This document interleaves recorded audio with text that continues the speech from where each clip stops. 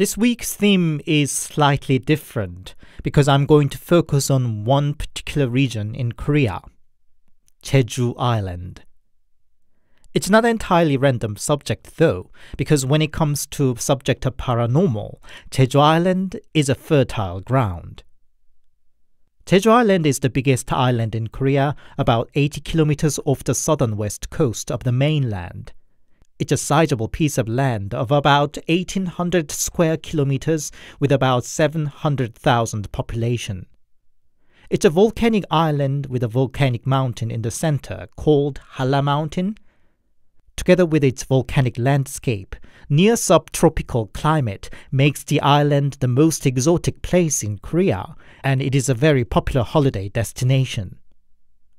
Jeju was an independent country for a long time, known as Tamla. It was conquered by Korea dynasty only in 1105, and it became a part of mainland Korea. For its long independent history and geographical isolation, Jeju Island retains many of its local culture, quite different from that of the mainland. Its dialect, for example, is so different that people from other regions would hardly understand it at first. One such area where the local culture remains strong is its paranormal tradition. Various myths, folklores, shamanic traditions survived stronger than in any other regions. The myth of goddess Margot, said mother figure of all humanity, for example, is found most intact in Jeju. It also has many of their own local ghosts and monsters, including a siren and mermaid figures. I can't confirm, but some shamans would claim that Jeju is full of gods and ghosts, particular to the island. Today, I collected a few stories that reveal some of such particular culture of Jeju Island, from a monster and a ghost from its folklore, to a new taboo born out of its tragic modern history. So, here are 4 allegedly true, weird and scary stories from beautiful Jeju Island. As always, handpicked, translated and narrated by host, Anthony.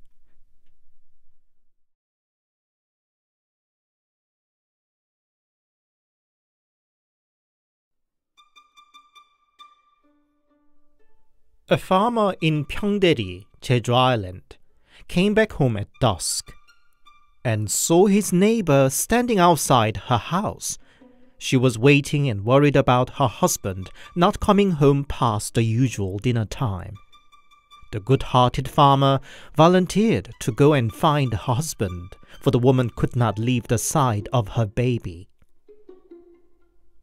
It didn't take too long to find the neighbor. He was standing in the middle of his farming field. The farmer went up to him and asked what he was doing.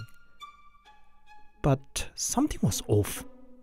The neighbor looked in the air, sniggering and mumbling something to himself. The weirdest thing was he wrapped and unwrapped a rope around his neck repeatedly. The farmer was frozen for the grotesque sight. Meanwhile, the neighbor moved to a tree at the edge of the field, drew the rope over a branch, and tried to hang himself. Farmer ran to stop him, but the neighbor wouldn't get deterred and kept trying. Fortunately, some other farmers on their way back home heard the commotion, and together they could finally drag the neighbor guy away. Even back at home, he didn't regain himself for 2 days, and in the end, his wife called in a shaman, whose ritual finally helped him. The story he recounted was bizarre. He saw what looked like a little boy flew over from the sky, and the boy tied the rope around his neck. He tried to push the boy away, but the boy wouldn't let go of his shoulder, and whispered what sounded like a high whistle or bird chirping. And from that moment, he lost control of himself. The old leader of the village said that must have been 그슨새. 그슨새 is a monster in local Jeju folklore. It is usually described as a little boy clad under a traditional straw rain cape. Kusunse is an evil that would only attack when his victim is alone. He would lure and make his victim lose their mind and make them end their own lives in various ways. Fortunately, his power seems to affect only one person at a time, and he would disappear if other person finds the victim in time and interferes. Kusunse was not much known outside Jeju Island, but some popular web cartoons featured it for its creepy evil character, and had a bit of revival in recent years.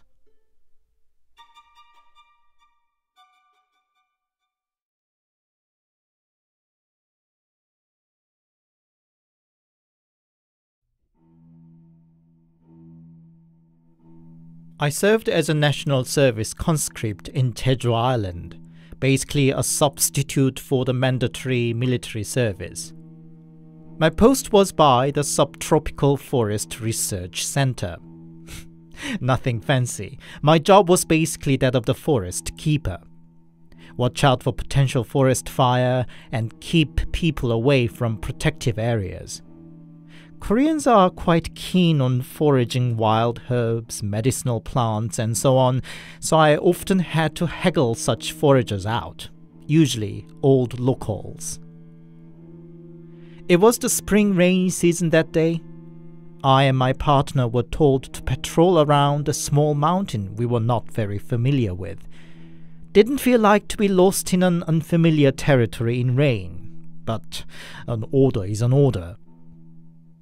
While looking around the forest there in the car, "Stop! I see somebody there, a middle-aged woman," my colleague said. I didn't see her myself, but I shouted using the bull horn anyway.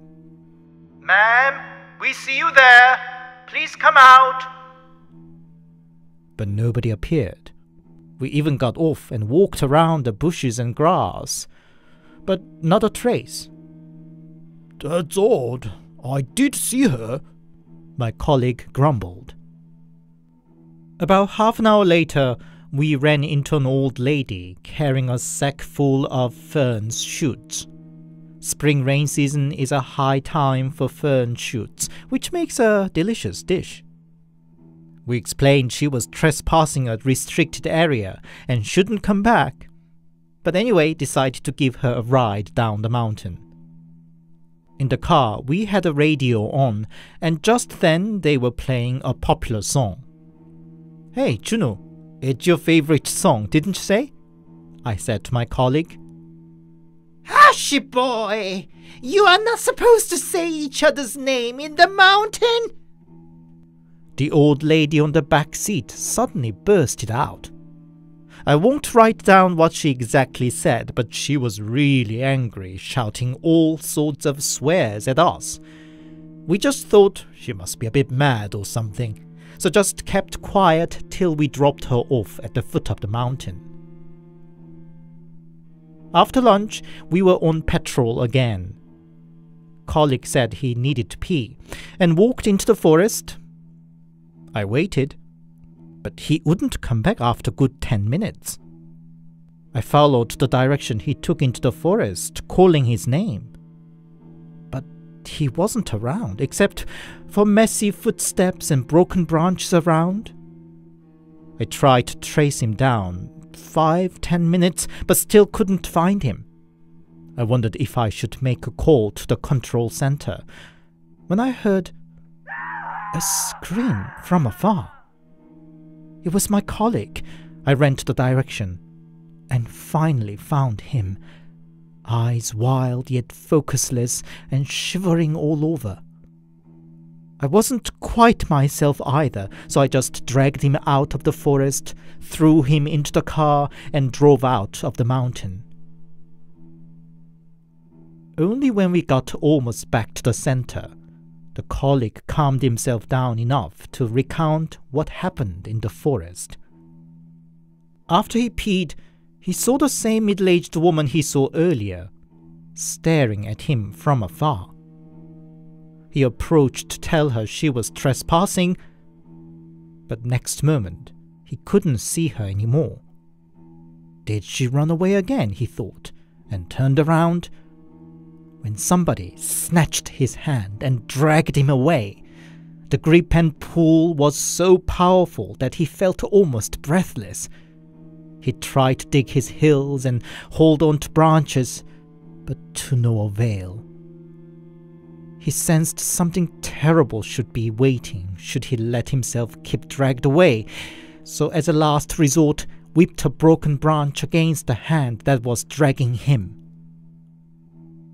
It was only then he saw who it was. It was the same woman he saw, but her hair now was messily mangled.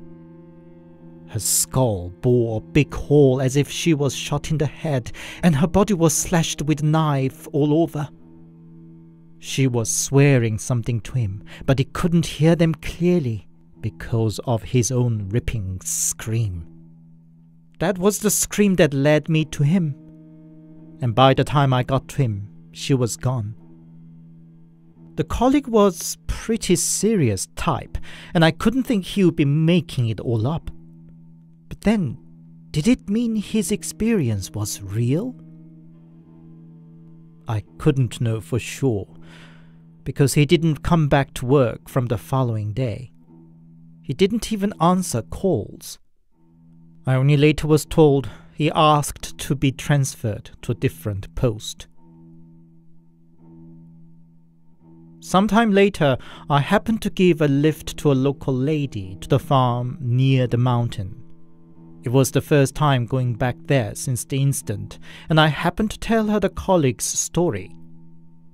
And in turn, the lady told me the tragic history about the particular mountain. Starting from so-called Jeju Uprising in 1947, Jeju Island was under martial law for the following 7 years. Because the initial uprising and strike action was led by communists, then the government under the first dictator brutally oppressed and hunted down anybody who was remotely involved. During the 7-year martial rule, tens of thousands of people were unlawfully executed by their own government. The mountain was one of the places where many people took a refuge from the brutal hunt. Even in the hideout, people didn't dare to learn or say each other's name because if a name should leak and picked up by the authority, the entire family related to that name would be brought to the mountain and murdered. The trauma ran so deep that it became a taboo among the old locals to speak out a name in the mountain. I imagine the woman my colleague saw might have been the ghost of one such victims. Though we were no soldiers, we still wore uniforms, and that might have triggered the unresolved grudge of the resentful soul.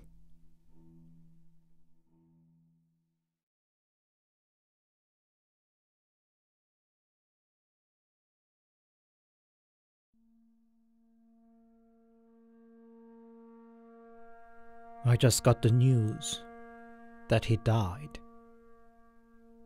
When he told me this story some time ago, I got spooked, but didn't fully believe it.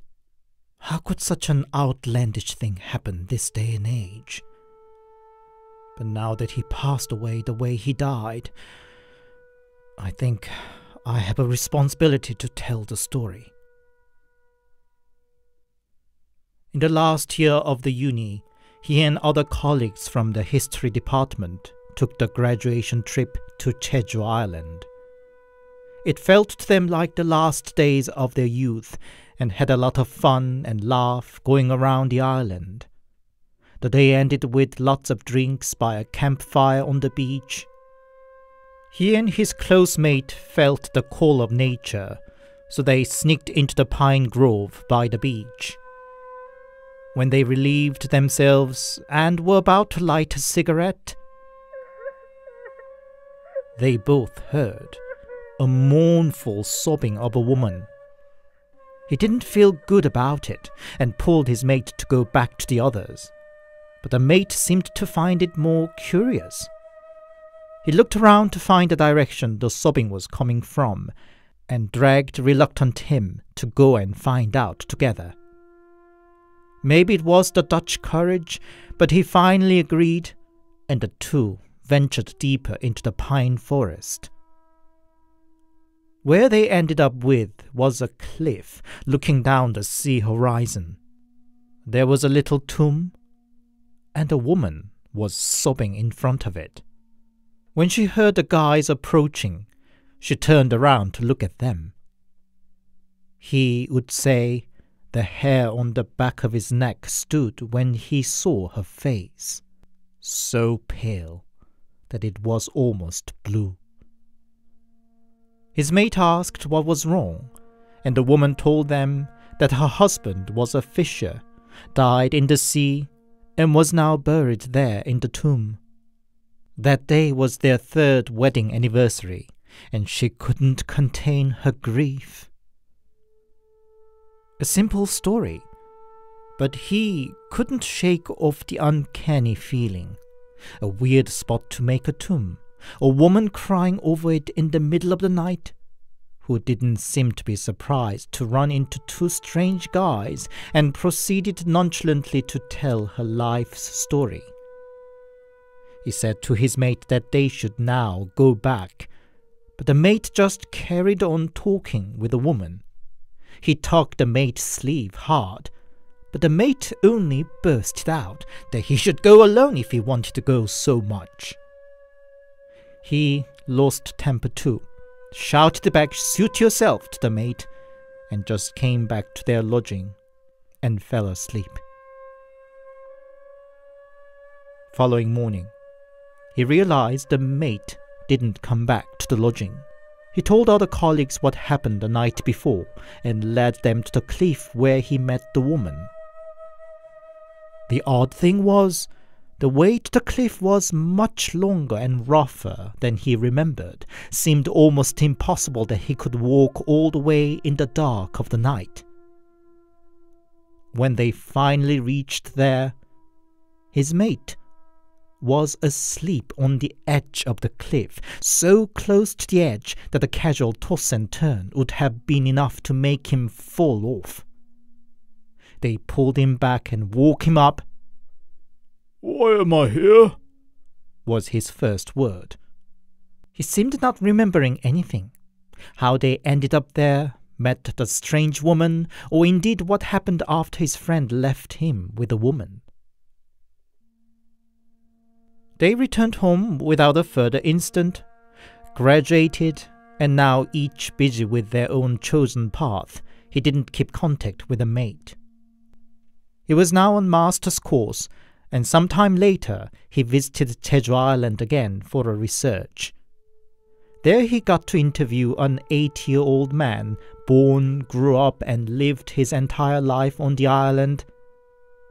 At the end of the interview, he happened to mention what happened to him when he last visited the island. The old man's face got dark.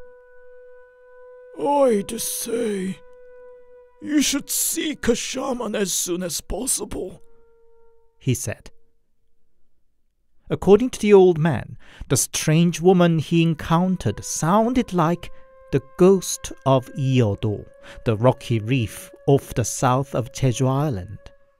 The ghost was known as a kind of siren figure that lured unsuspecting men to death. Even if you managed to avoid it at that moment, her curse would eventually catch up and lead her victim to miserable end. The ominous story reminded him of the creepy impression the mystery woman gave off, and he shuddered again.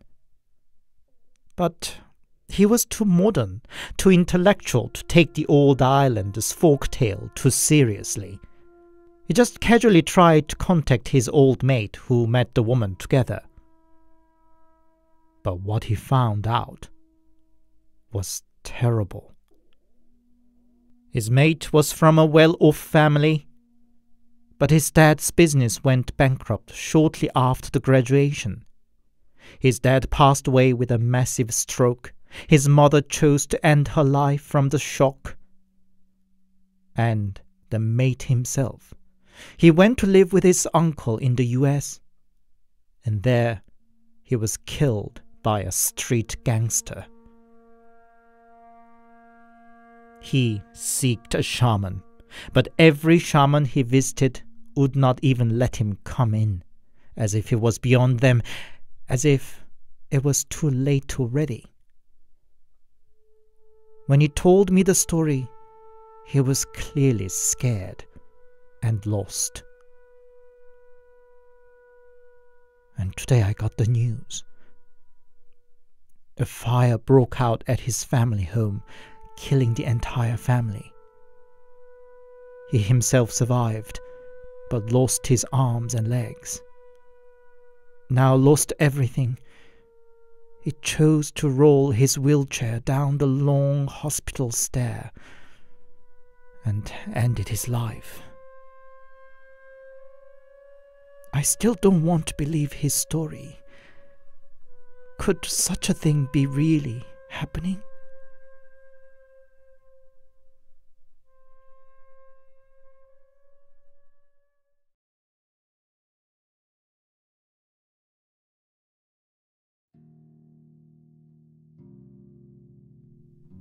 My mother appears in my dream too often nowadays, Dad said at breakfast table one day. His mother, my grandma, passed away 3 years ago. She was a warm and loving character, and I only have fond memory of her. But she did leave one little mystery.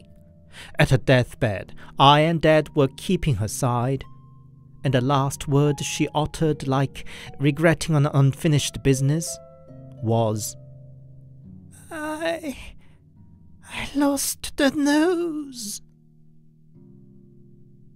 Neither Dad nor I could understand what she could have meant by that, until it all unfolded.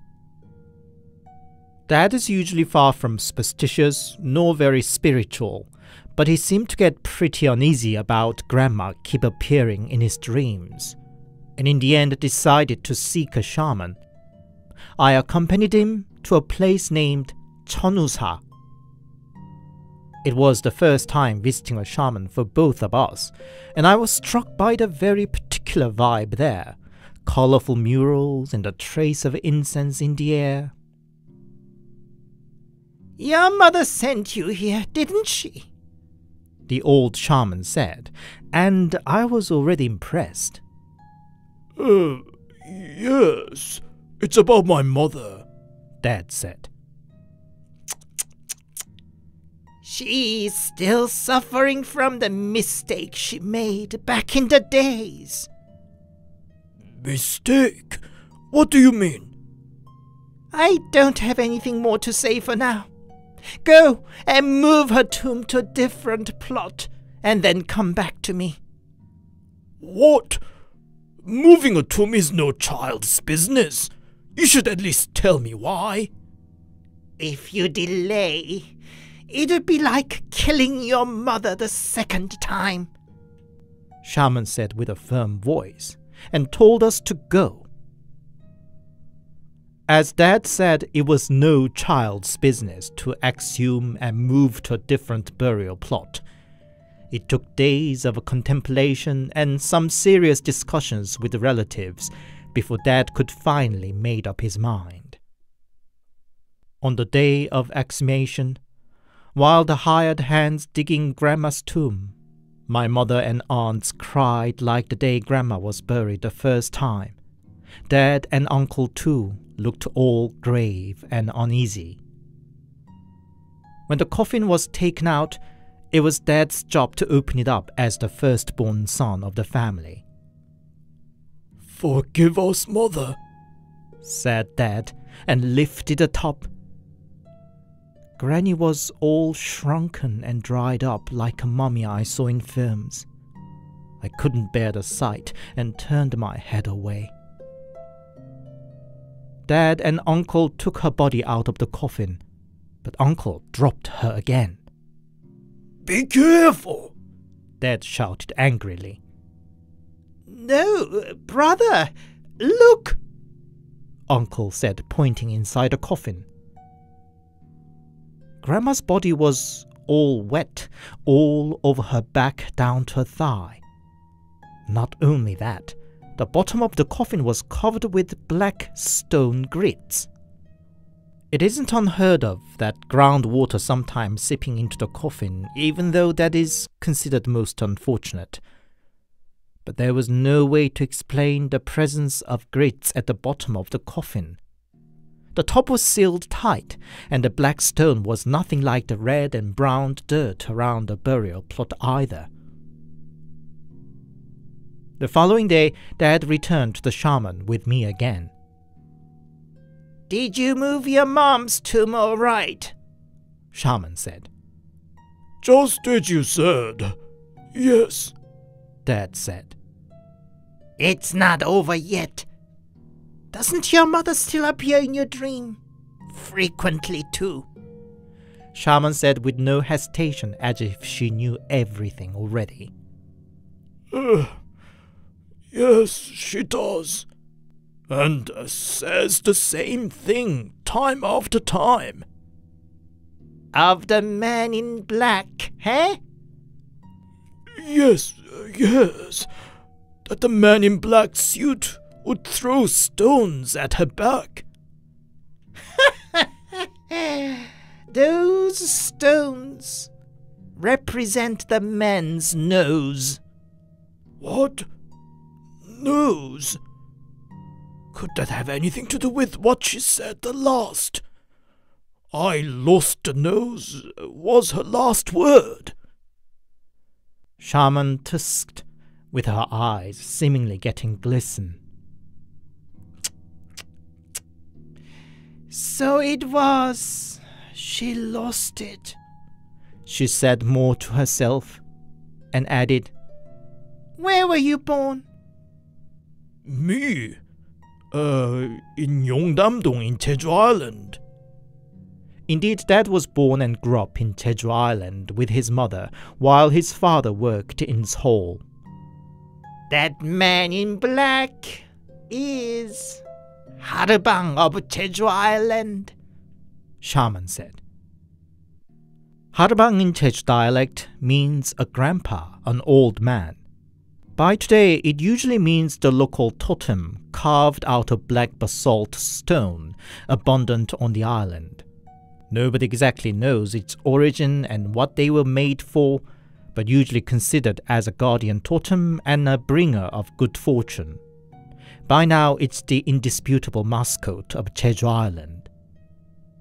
But what has Harvan got to do with my mother? And the nose? Dad asked. Your mother once cut off the nose of a Harubang, Shaman said. What? But what for? It must have been while your mother was pregnant with your youngest brother.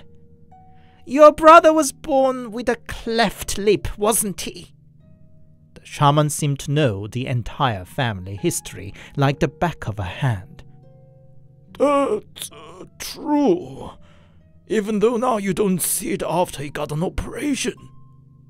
Before your brother was born, your mother seeked a shaman, and the shaman told her to cut the nose of a harubang, boil it, and drink the water to save her new baby from a cleft lip.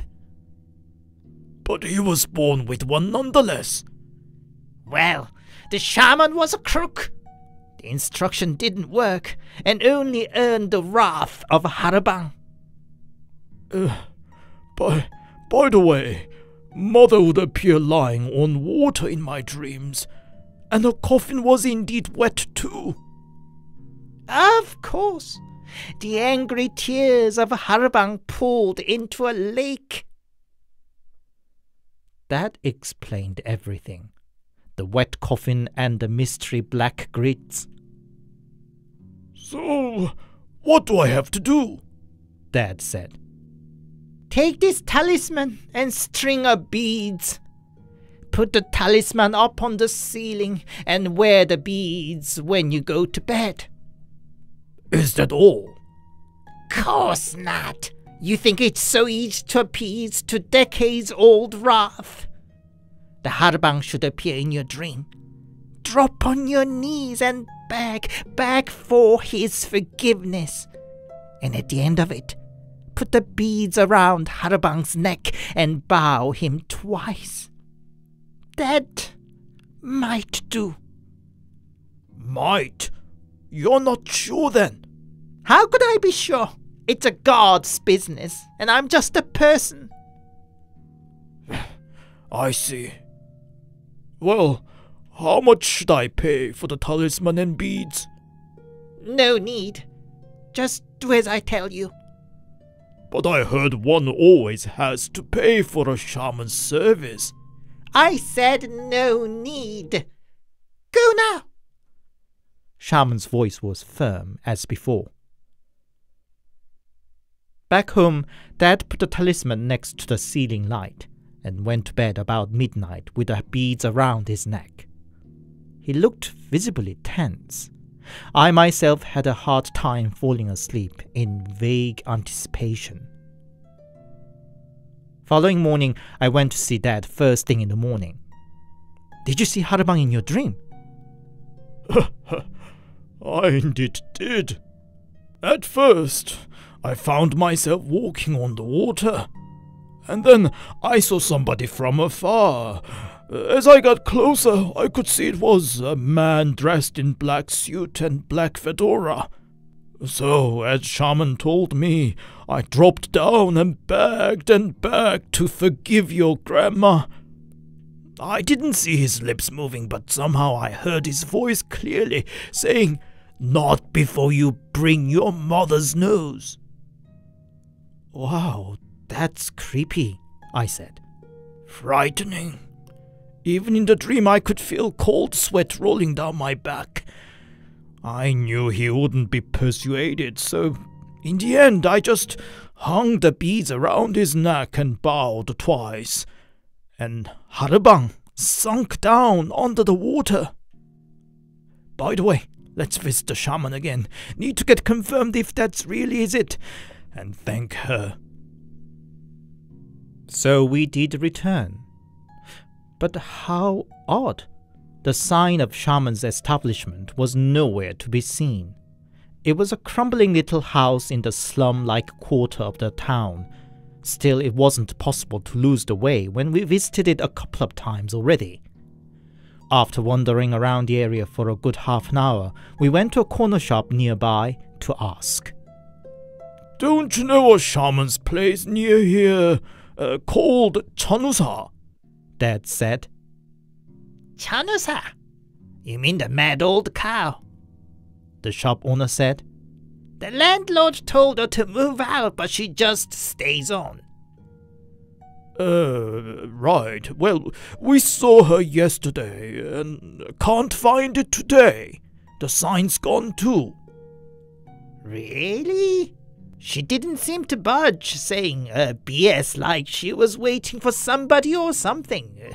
Well, good for the landlord then now. Wait for somebody? Somebody she was indebted to or something. How do I make a sense of the old mad cow? In the end, we couldn't find the shaman again. Dad says he never saw her before, so I assume the person she was indebted to might have been my grandma. Who knows what was the tangled story of the two old ladies in the past. Whatever the case, the whole episode remains the most amusing mystery for me and my dad.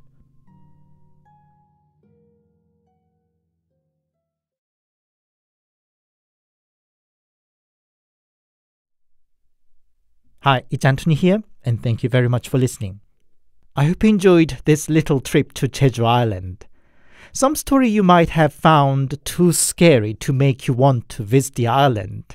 But seriously, it's definitely one of the major tour destinations in Korea, and I recommend you not to miss it should you ever visit Korea.